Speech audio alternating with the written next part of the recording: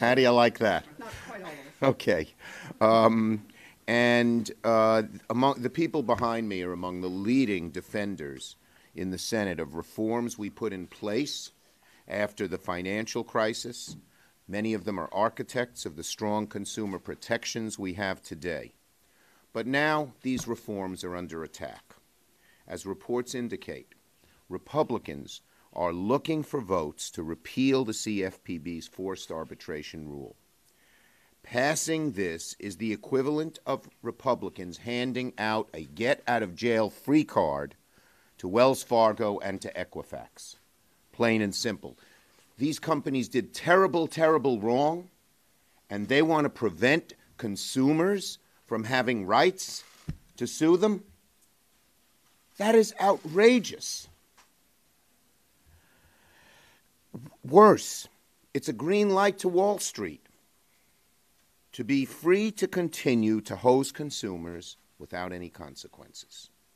Put simply, we're urging our Republican colleagues to say no to immunity to Equifax, Wells Fargo, or anyone else who does such horrible financial misdeeds. Now, there are two ways in which repealing the CFPB's rule would provide legal immunity for financial institutions like Equifax and Wells Fargo. First, without the CFPB's rule, companies will be allowed to keep issues under dispute private, like the opening of more than 3.5 million fraudulent private accounts at Wells Fargo, for example, minimizing potential penalties from regulators.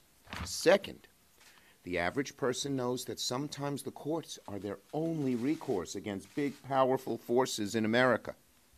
Their only recourse when they're being taken advantage of by more powerful entities like big banks. In the courtroom, individuals are on equal footing with large corporate defendants. But arbitration has been shown to favor big corporations who get to choose the arbiter over and over and over again. Forced arbitration clauses require individuals to settle disputes against financial institutions on an individual basis and in private, usually in a very corporate-friendly setting, putting consumers at a disadvantage and preventing them from joining together and bringing a class action lawsuit against a company. That makes it nearly financially impossible for average Americans to go up against big banks on their own. It shields the public from learning about the egregious practices of these companies. And then on the flip side, if individuals were allowed to join together and bring a class action collectively, they could mount a strong legal defense and hold companies accountable. So we believe in allowing people to sue. We're against these forced arbitration clauses, and we will have, as part of our better deal, a broad anti-arbitration clause provision that you'll see a while later. On the flip side, so I'll close by saying this. We're all elected to protect the interests of average Americans, hold bad actors in both the government and the private sector accountable. Why, in the wake of some of the most malicious, nasty, disgusting actions we've seen since Enron, would the Senate limit the power of the average person in favor of helping corporate America avoid punishment for very severe misdeeds? We can't let this happen. We are all dedicated to fighting it from happening. Our Republican colleagues shouldn't even think of bringing a provision that would defang any rights consumers have to the floor, because we'll do everything we can to fight it and to defeat it. And with that, let me call on Senator Leahy. I have to go to the floor and make a statement, so I leave it up to my very, very capable colleagues. Thank you, Chuck. Thanks, Chuck. And the incapable ones as well, none of whom are here. None of whom are in our Democratic I'm not going to even touch. I won't even touch that one. It's just too easy. No naming names.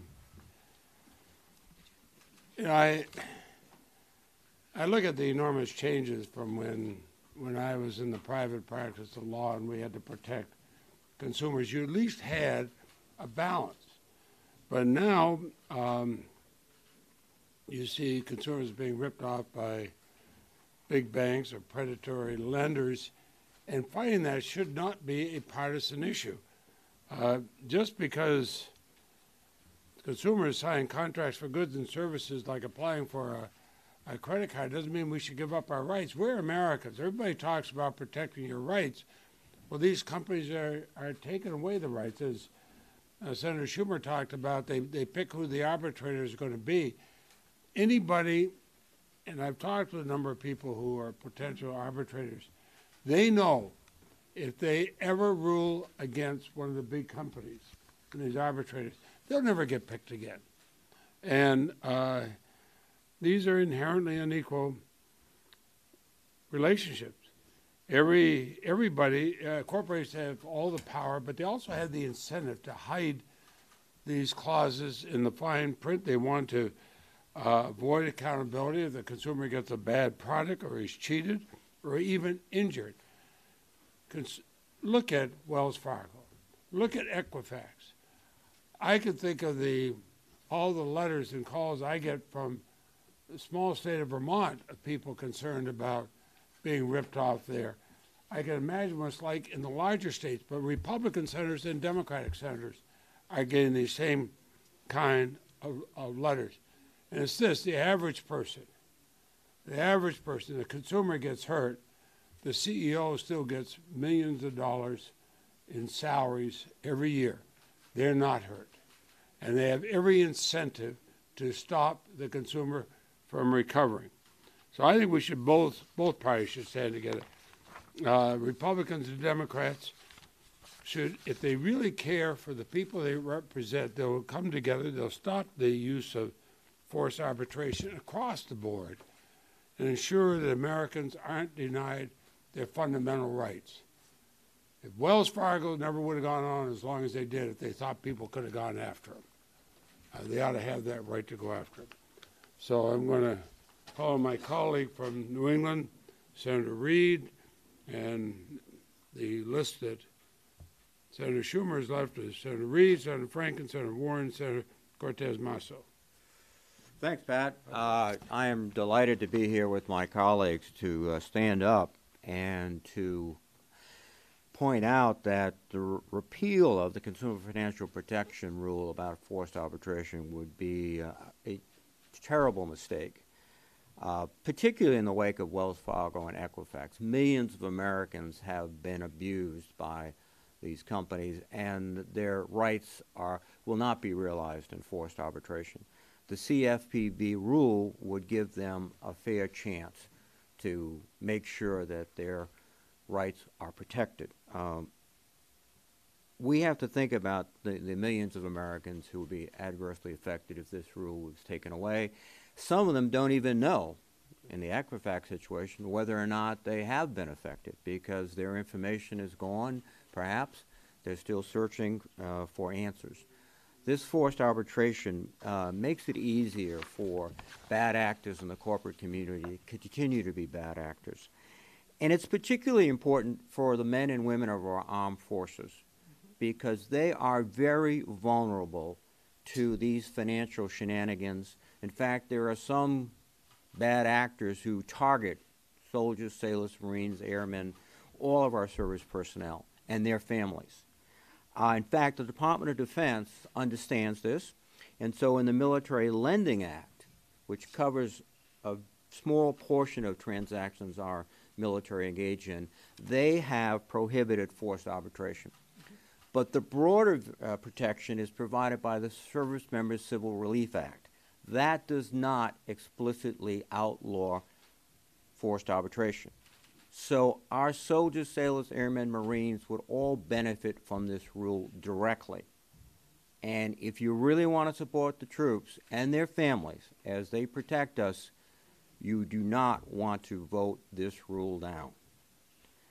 Let me tell you, this is just not my view. The military coalition has strongly come out against this repeal of the CFPB rule.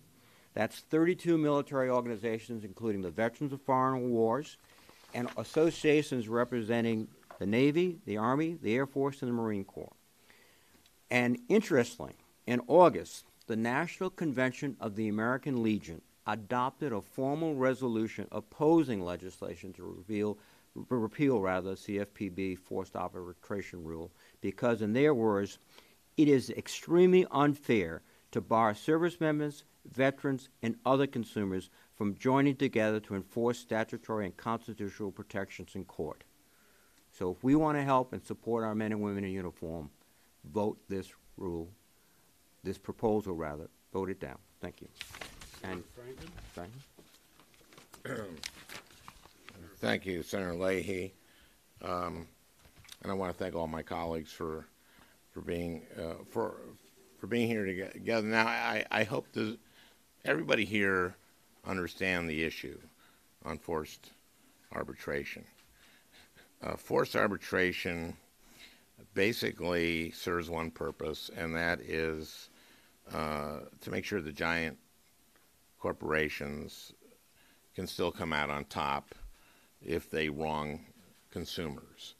Now, I've been holding hearings on this for years. This is one of the first issues I took up on the floor when military contractors were requiring employees who had been sexually assaulted in Iraq or Afghanistan, force them into forced arbitration, and the result was kept secret, because that's part of what forced arbitration does. You go into arbitration with a company, and the result is a secret. And Jack Reed was talking about military.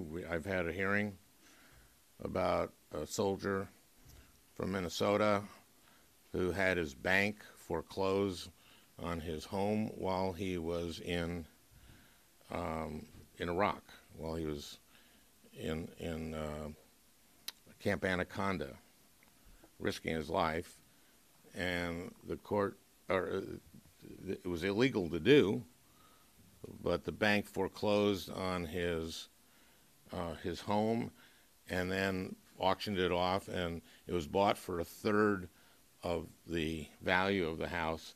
And guess who bought it? The bank that foreclosed on him. But he was prevented from going to a class action arbitration by the law. Now, the CFPB, the Consumer Financial Protection Bureau, which the next speaker had a little hand in creating, has started to do a study on this about 5 years ago. And the results of the study just showed the completely uneven playing field that we have between big corporations and individuals and small businesses, by the way. And so they made some rules, and because the study confirmed what we really knew, which is that these clauses force people in Minnesota and across the country to sign away their right to go to court as a condition of buying a product or a service. And they allow the corporation, the company, they allow corporate America to take advantage of a shadow justice system. This is in secret. There's no process here. We had in a hearing a woman suing a hospital. She was a doctor there, and they had not promoted any women doctors. And when she went to arbitration hearing, meeting with the arbiter, he was in a law firm in a room that had shelves with the name of the company that she was going against, of binders. This is not binders full of women. This is binders full of arbitration agreements that had been decided for the corporation. She said, I knew that I was going to lose, and of course she did. Wells Fargo, they made all these sham accounts. In 2013, 3 years before this was discovered, first person who discovered what Wells Fargo was doing, had to go to arbitration. And what does that mean? That meant that Wells Fargo got to keep doing this. Think about that. It's a secret. It's in secret. It doesn't become public. If you go to court, we wouldn't have had 3 more years of this. We would not have had consumers who ended up losing their credit rating, losing their homes because of this practice of Wells Fargo, and Wells Fargo being able to keep it secret. This is what this game is about. Now, fortunately, the CFPB recently followed up their study on forced arbitration with a rule to ban financial institutions from preventing groups of customers seeking justice in a public court of law. And the good news for consumers who have been wrong, that is good news for them. And this is people from payday lenders, debt relief companies, to big banks like Wells Fargo. And now we have data brokers like Equifax that put 143 million Americans' private information at risk, and they're trying to kill the rule. And they sent out a product to people who, the millions of people to see, and the product was supposed to see, you could help find out where to find out whether your data had been taken, and also,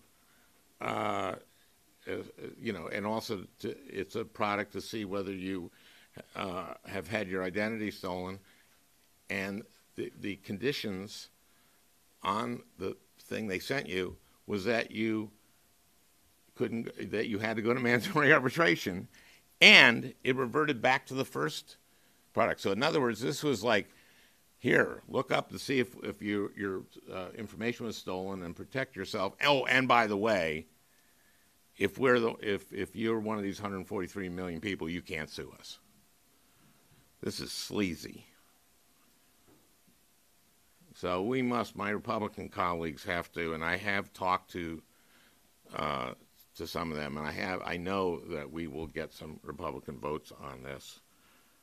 But we must allow the CFPB to move forward in implementing this critical consumer protection. I hope you will join us in showing strong support for the CFPB's rule and opposing the special interests who are attempting to take it away. And now, Elizabeth Warren, the mastermind. Colleague from Massachusetts. Thank you very much. Thank you, Al. I'm delighted to be here today with my colleagues. You know, after the big banks crashed the economy in 2008, we fought and got in place a Consumer Financial Protection Bureau to be a strong watchdog for consumers. And here's the deal. It's working. This agency has now forced giant banks to return more than $12 billion directly to consumers they cheated. It's handled more than 1 million complaints, and it's come out with new rules and regulations that help level the playing fields. New rules on mortgages, new rules that have made credit cards fairer, and now a new rule to say no more mandatory arbitration. The arbitration rule, I just want to explain it for just a second, a slightly different way. And I want everyone in here to think about the fact, suppose you open your credit card statement one day and you see that there's just a $30 charge in there. It's just $30 that they want to take from you. And you call them and say, hey, I shouldn't have this $30 charge. There's no reason. I didn't agree to this. Why are you charging me $30? And their response kind of boils down to go pound sand. We're going to charge you $30 and you're going to pay the $30 or we'll report you to Equifax. And so here's the deal. In a world where there's no mandatory arbitration, what can you do? And the answer is, on a $30 claim, you can join a class action because the chances are really good. If they cheated you out of $30, adding an additional charge, they did it to somebody else and somebody else and somebody else. And in a world without forced arbitration, that means there's a lawyer out there to say, let me find the people who've done it. Sometimes to advertise, sometimes to call, sometimes you'll talk to other people. And you join those together, and then what happens? You get a lawsuit. The agent, the credit card company gets called out. you get a judgment, and you get some compensation. And most of all, the credit card company gets held accountable. But flip it over. If somewhere buried down in the fine print is a mandatory arbitration clause, you've been cheated out of $30, the first thing you'll discover, you say, okay, I'll go to arbitration. Cost you $200. Is there anybody who's going to pay $200 to go try to recover $30? I don't think so. So that's what happens. The credit card company knows they can cheat everybody, millions of customers, out of $30, $30, $30, $30, and there's just no risk that anyone's going to come back against them. And if you think there's no company, no bank, no credit issuer who would build a business model like that, I have two words for you: Wells Fargo. Right? Build a business model on how I can cheat people out of modest amounts, right? Move back and forth, move it around, but just enough that it never hits the big time. And why does it never hit the big time? Because that forced arbitration clause means it will never be public. So the way I see it, forced arbitration clauses are a nasty surprise buried in the fine print that let credit card companies or banks cheat people and get away with it. And that is wrong. So who's opposed to rolling back this rule? Well, military and veterans groups are opposed to it, as Senator Reid pointed out. The AARP is opposed to rolling back this rule. Consumer groups are opposed to it. Small business groups are opposed to it. Even a lot of conservative groups are opposed to it because they believe that every American should have a right to go to court, and you should not waive that right somewhere hidden down in the fine print. So for me, this is a moment when people in the United States Senate can make clear what side they stand on. Do they stand with the consumer advocates and the military and veterans groups and the faith groups and the civil rights groups who support the CFPB rule? Or will they side with the big banks, with the credit card companies, with the payday lenders who oppose this rule? We're here today because we stand with hardworking people across this country. For us, it's just that simple. Thank you. Catherine? Senator Cortez Masto. Thank you. So, Senator Warren and my colleagues are absolutely right. Prior to becoming a senator for the great state of Nevada, I was the Attorney General of Nevada for 8 years. I spent my career fighting for those individuals, for consumers who were being defrauded. And let me just say this. This was prior to the CFPB even being created.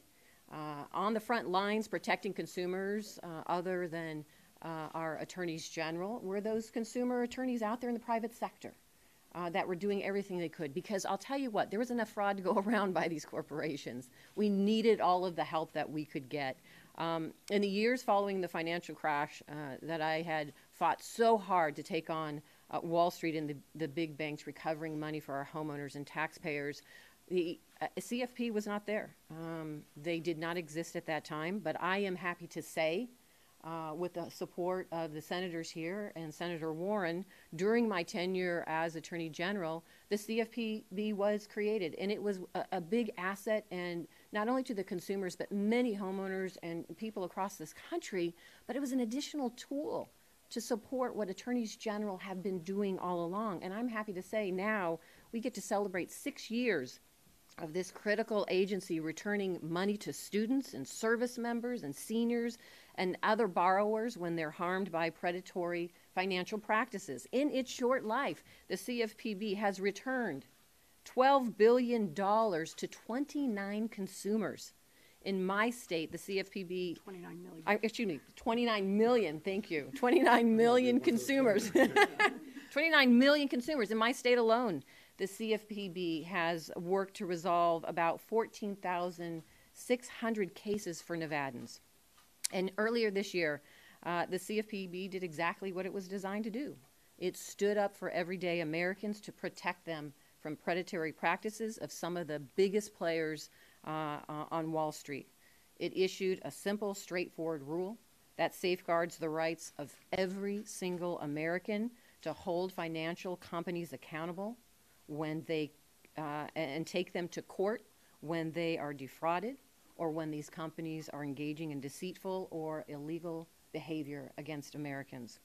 So you've heard, whether it is fake accounts at Wells Fargo or a massive data breach at Equifax, recent scandals have demonstrated that consumers need to access the justice system when a big, powerful company opens accounts in their name without their consent and leaves them vulnerable to fraud by failing to secure their personal data. As the former Attorney General, I know that the ability of every American to take companies to court is crucial to supplement state and federal law enforcement. When we let ordinary Americans have their day in court, it puts another cop on the beat to ensure that Wall Street can't gouge borrowers with tricks and traps. Let's just take two recent examples that you've heard about. In Nevada, Wells Fargo and Equifax are two of the top 3 companies cited in complaints sent to the CFPB. Wells Fargo, we all have heard this, have created accounts, false accounts for customers and attempted to bind consumers in arbitration clauses, even for those phony accounts they never requested in the first place. With at least 54,000 Wells Fargo fake accounts created in Nevada alone, we need these protections that the CFPB now more than ever has implemented. And in the last 2 weeks, we learned that a cyber breach at Equifax led to the release of sensitive personal data for 143 million Americans, or nearly half of our country. In the short time that Equifax breach was disclosed, my office alone has received almost 4 dozen constituent letters expressing outrage and seeking justice over this unprecedented scandal. What am I to tell them? That they can't go to court? That they're now forced into arbitration, which they probably won't pursue for the very reasons that you just heard Senator Warren explain? And adding insult to injury, Equifax tried to hide a forced arbitration clause as a precondition for those victims of the data breach that we're seeking to help. And only in the face of tremendous public pressure did the company remove that unfair clause.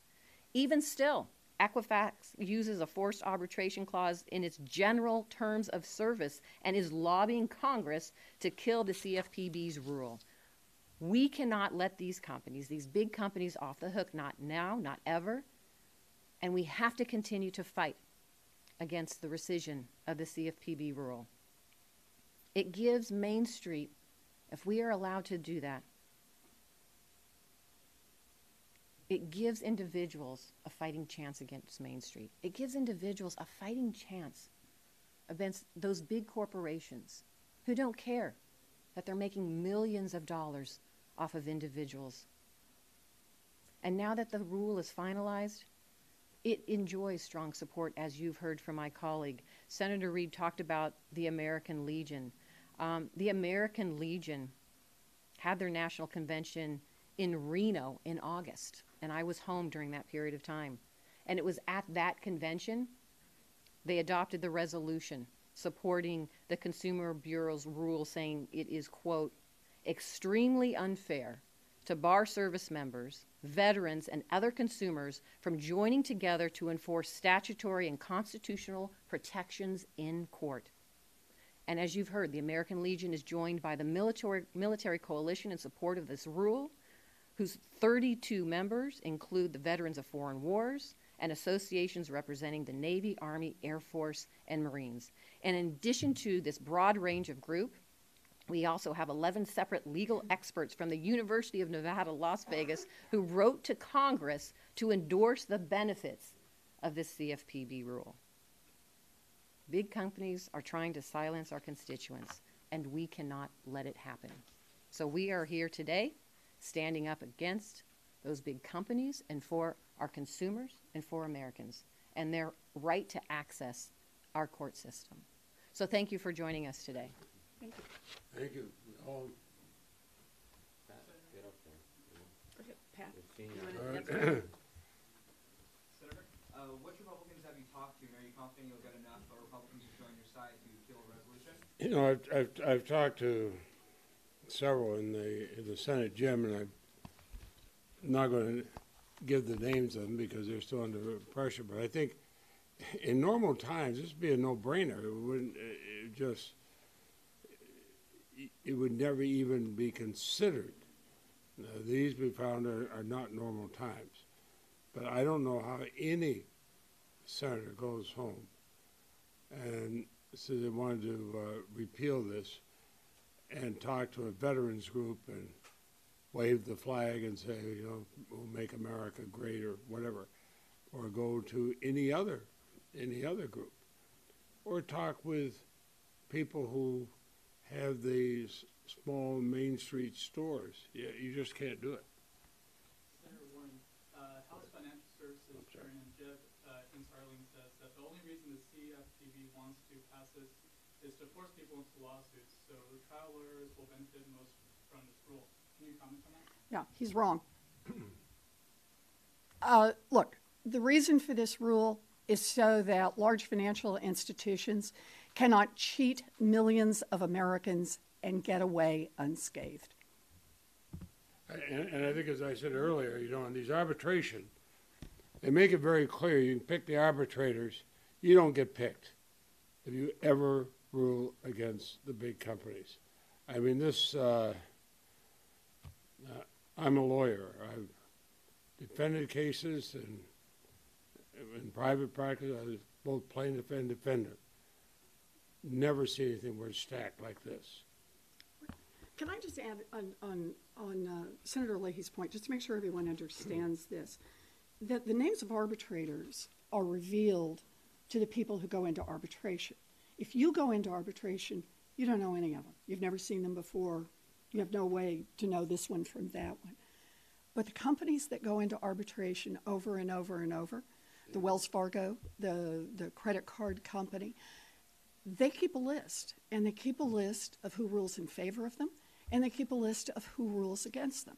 And so when the parties have to agree on who the arbitrator will be, then it's not a level playing field for the consumer.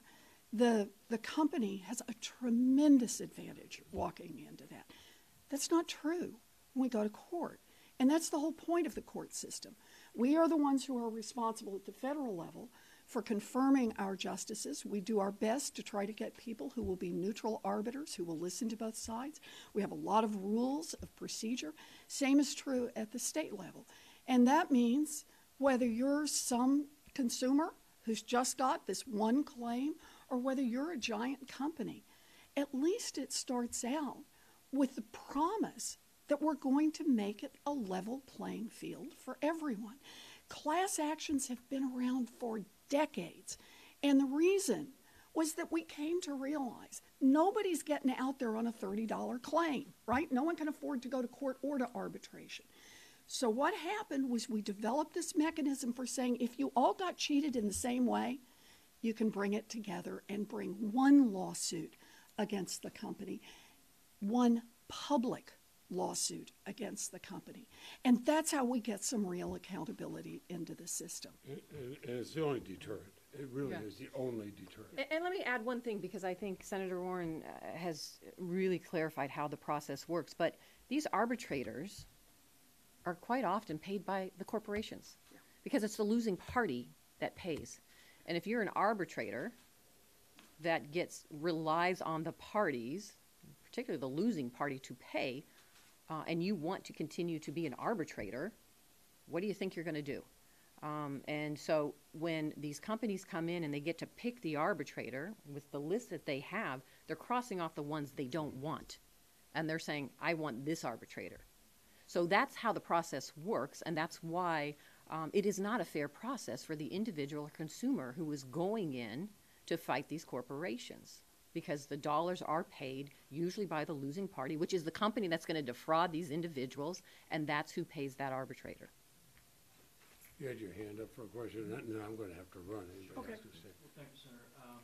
In your conversations, though, with fellow senators, behind the scenes Republicans, what effect did the Equifax breach have on the GOP's prospects for getting this rule through? That's an excellent question.